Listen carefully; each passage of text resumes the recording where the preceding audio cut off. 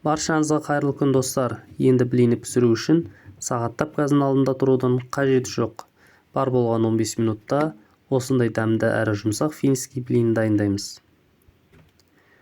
Ол үшін бізге жұмыртқа, қант, сары май, тұз, қопсытқыш, сүт және ұн керек.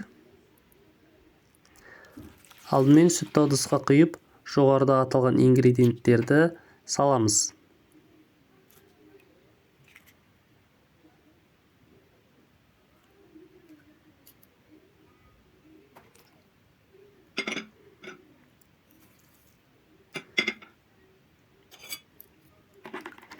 Барлығын жақсылап араластырған соң, үстіне ұн қосып, кәдімгі құймақтың қамыры сияқты сұйық масса дайындаймыз.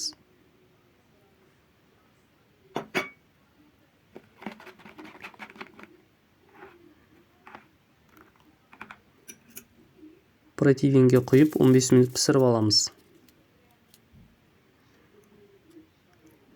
Піскен соң осылай көтеріледі. Сосын үстіне кез келген крем жағып, рулет қылып ораймыз.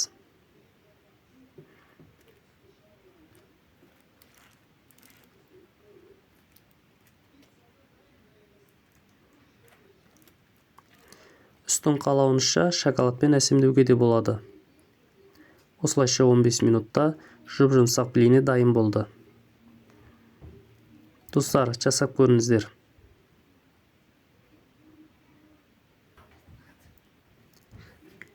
Ас болсын.